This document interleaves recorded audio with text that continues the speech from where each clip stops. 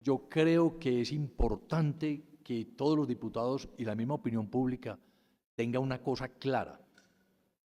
El hecho de que se hubiese buscado un mecanismo para eludir la ley 80, como la 1535 es 37, la 1537, no significa que al yo coger unos recursos públicos, entregarlos a una fiducia a través de un instrumento que me permite ejecutar las actividades como si fuera una empresa privada, eso no me exime, y usted lo sabe como abogado, de cumplir con los principios constitucionales de la contratación estatal. Yo creo que Jorge Hernán, ahora que seguramente va a tocar ese tema. ¿Por qué? Es que la misma ley 1537 del 2002 en el artículo 3, literal H, lo dice. Y lo dice igualmente y lo refiere al artículo 8 de la 1450, que dice que todos los convenios que incluyan aportes del presupuesto nacional o recursos de participación público-privada deberán ser publicados en las páginas web de la entidad pública o a que hayan tenido la iniciativa de suscribirlo, como requisito para su perfeccionamiento. Cuando uno mira las publicaciones, no se dieron. Ni las entidades que tenían las obligaciones de hacerlo, que no era la fiducia. Ojo con eso. Las condiciones y criterios para la convocatoria, parágrafo 4 del artículo 4, parágrafo 4 dice, las condiciones y criterios para la convocatoria, evaluación y selección de las propuestas para el desarrollo de los proyectos que va a definir el Ministerio de Vivienda, Ciudad y Territorio dentro del marco de la presente ley deberán observar los principios de transparencia, economía, igualdad, publicidad, selección objetiva, definidos por la Constitución y la ley. Además, se aplicará el régimen de inhabilidades e incompetencias previsto legalmente. Y yo tengo aquí varias inquietudes que me surgieron al analizar el asunto. Fuera de que los estudios previos son bien generales, bien ambiguos, bien complejos, los estudios previos plantean que el proyecto se va a desarrollar a través de invitaciones públicas. La del grupo 1 es una invitación pública, pero luego la del grupo 2 es una invitación privada. La del grupo 1 tiene, usted ha explicado bien las características y todo, pero creo que usted no nos ha contado algo que es fundamental, no nos lo contó, y es cuáles fueron las garantías que otorgaron los contratistas, porque al tratarse de recursos públicos, tiene que haber una garantía. Y específicamente las normas, así estemos hablando de una ejecución bajo régimen privado, exigen pólizas de cumplimiento. En el grupo 2, en el grupo 1 no hubo anticipos y prácticamente, pues, digamos que no hubo problemas. Pero en el grupo 2 tenemos 12.377 millones de pesos que se entregaron. Pregunto, ¿cuál es la garantía? ¿Cómo va a recuperar el departamento esos recursos? ¿Cuáles fueron las pólizas que se otorgaron? Porque lo que nosotros vimos o hemos visto es que lo que se otorgaron fueron unas fianzas. Es más, hay unos derechos de petición que el año pasado se tramitaron por algunos diputados y las respuestas de la superintendencia fueron claras. Esa compañía de fianzas ni siquiera está registrada en la superintendencia, no, o sea, absolutamente nada. Me preocupa si sí vamos a poder recuperar esos recursos. Lo otro que uno observa es que definitivamente se violó completamente el principio de planeación, porque este es un proyecto de una magnitud tal que uno no podría decir que es que yo simplemente cojo los recursos de los municipios, los sumo a los del departamento, los entrego, firmo un contrato, pero resulta que al momento de firmar los contratos y al momento de firmar las fiducias y hacer las invitaciones, no existía ni siquiera adjudicación por parte del gobierno nacional. O lo que yo le preguntaría es, ¿cuántos subsidios estaban aprobados por parte del gobierno nacional? No había subsidios aprobados por parte del gobierno nacional. ¿Qué significa eso? Que yo hice una contratación de un proyecto que estructuré sin cierre financiero, sin tener el cierre financiero. Y ahora salgo a decir, es que yo esperaba que el contratista pusiera los recursos. Sí, pero si el gobierno nacional no los iba a poner nunca, ¿cómo le íbamos a pagar al contratista esos recursos? ¿Qué iba a pasar? Cuando usted observa parte un poquito de los expedientes de este proceso y lo que analiza, a mí me llama la atención y me da una gran preocupación, y es que yo veo que el 16 de marzo del 2023, el diputado Mauricio Londoño le envía un derecho de petición al gobernador de la época, pidiéndole claramente que por favor no se haga ningún anticipo del contrato de Mil Viviendas a ninguno de los grupos. Le respondieron, pero nunca le dijeron que no iban a abstenerse de hacer el anticipo. Se hizo el anticipo. Y aquí tenemos 12.377 millones embolatados. Entonces tenemos un proyecto cuyos estudios previos fueron muy generales. Y al momento de la contratación se violó inclusive los estudios previos porque no se dio la continuidad al compromiso de hacer invitación pública, sino que hizo una invitación privada. Por invitación pública se lo gana el mismo contratista que luego se lo gana por invitación privada. Y tenemos 2 contratos o 2 grupos con un solo contratista, como usted lo manifestó. No tenemos pólizas de cumplimiento, sino fianzas, que no sabemos en qué condiciones están y qué capacidad de recuperación tenemos. Usted no nos contó, y me gustaría que nos contara, qué pasó con los municipios. Y la gran pregunta que uno se haría, ¿qué va a pasar con los alcaldes, por Dios?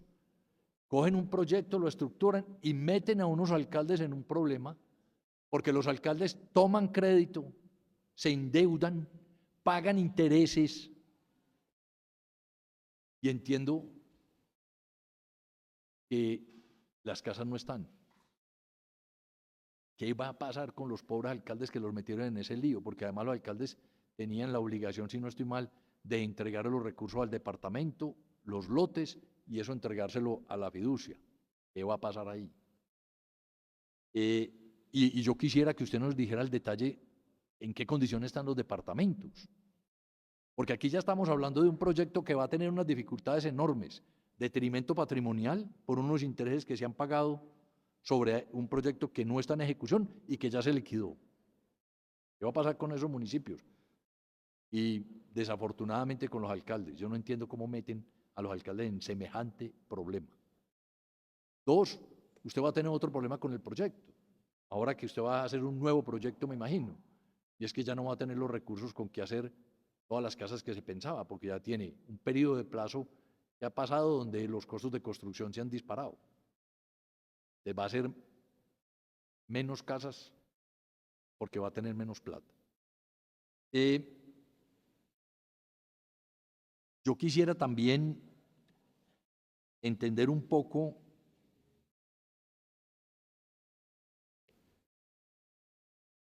de esto de Mil Viviendas. Un tema que me preocupa mucho y es que cómo estaba conformado el comité fiduciario. Por Dios, qué embalada se van a meter los secretarios. Mire usted que era el gobernador o su delegado, el secretario de Vivienda, el secretario de Hacienda, el secretario de Planeación y creo que el secretario de Infraestructura. ¿El de qué? El de Gobierno. Ah, el jurídico, perdón, el jurídico, correcto. La fiduciaria sin voz, con voz pero sin voto.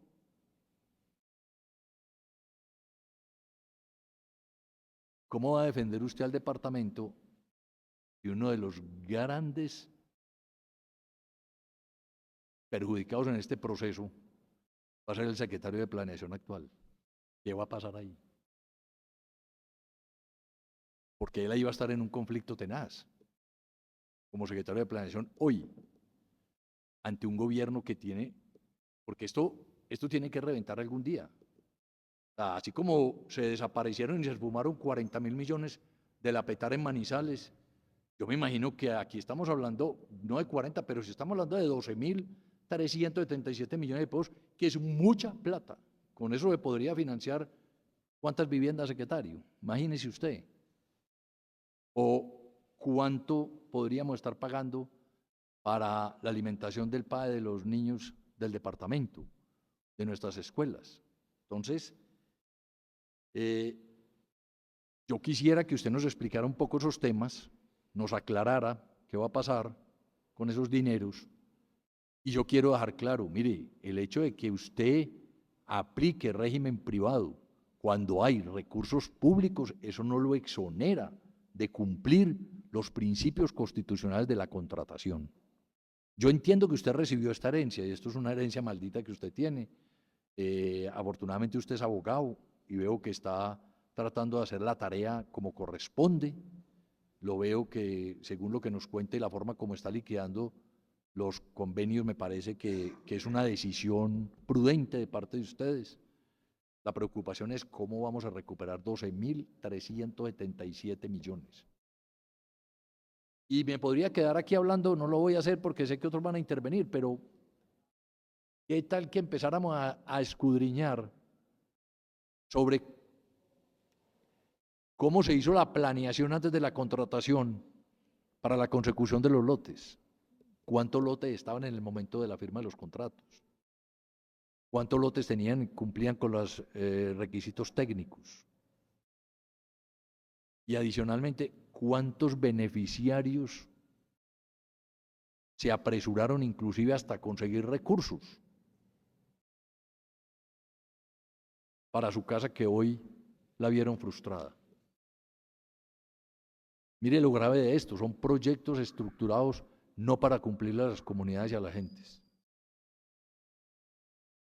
Esta misma herencia maldita suya, la misma herencia maldita que recibe ahora Jorge Ricardo en infraestructura, con las vías del hermanamiento y de Río Sucio. Vamos a ver qué le van a dar ahí. Entonces me preocupa mucho esa pérdida de esos recursos. Aquí ha habido un clarísimo violación de los principios constitucionales. Aquí hay unos recursos del Estado embolatados. Entiendo que el contratista dice que él no tiene la plata, que él no tiene los recursos. O sea, pues que la situación es bien grave.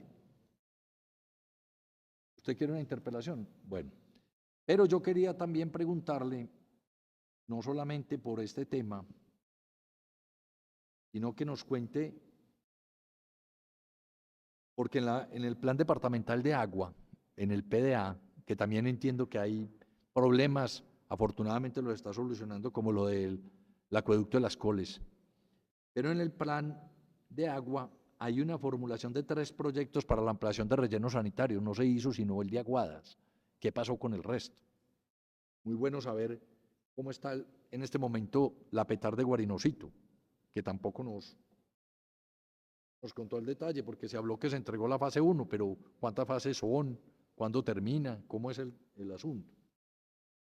Ha habido una petición de la alcaldesa de La Merced sobre el tema de la Felisa, del centro poblado de La Felisa, para la construcción de la planta de agua potable, ¿cierto? Porque no nos cuenta qué ha pasado.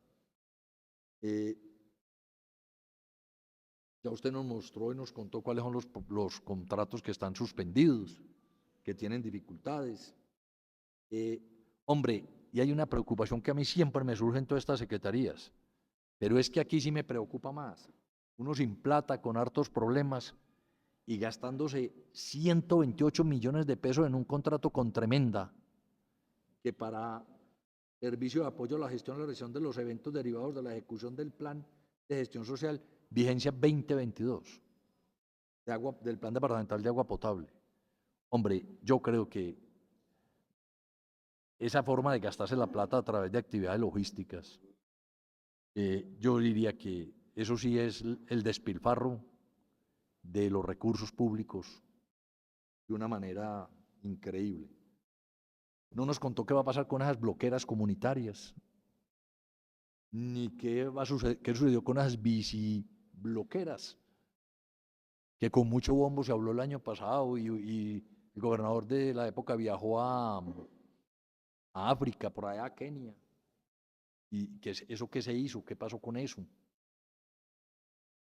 O sea, son como cositas que vale la pena, doctor Jorge William, que nos cuente.